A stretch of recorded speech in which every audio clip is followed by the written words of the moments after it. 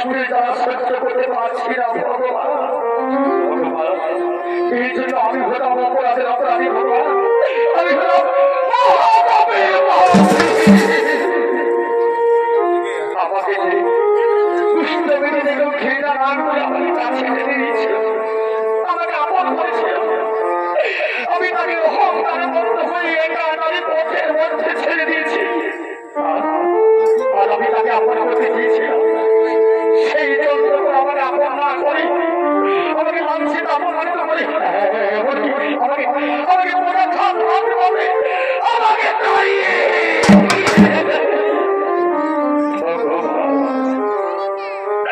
আর যেমন পৃথিবীতে বেঁচে থাকার ইচ্ছে নেই ভগবান।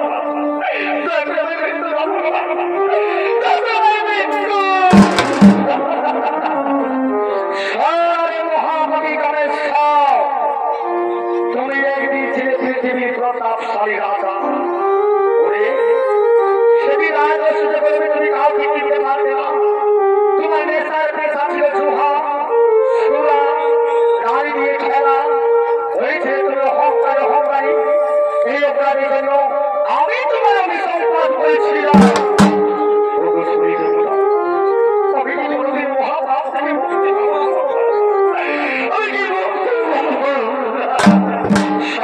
মহাভাবী কামেশ্বর, তোমার এই মহাভাব থেকে মুক্তি পেতে আমি তুই জগতের কোন দেবতাই পারবে না।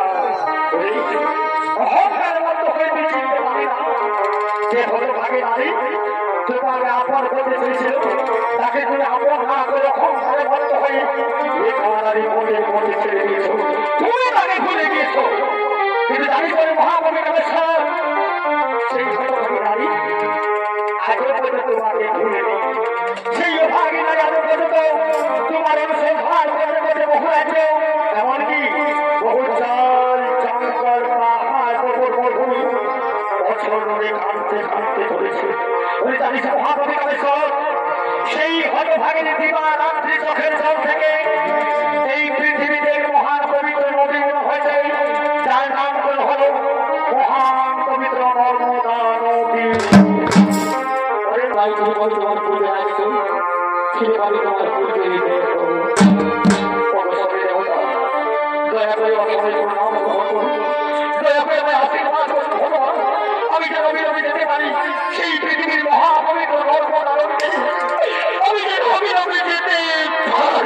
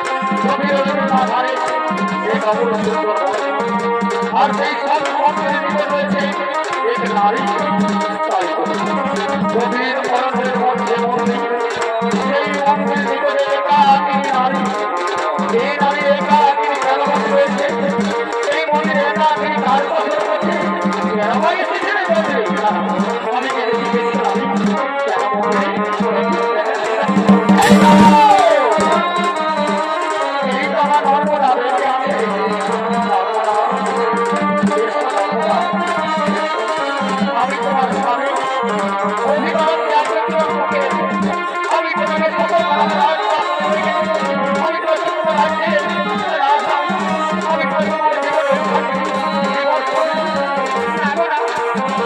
তুমি আমার স্বামী হতে পারো না আমার স্বামীটা বুঝতে হবে আমি যে রাজনীতি চাই না তুমি তো একটা আমার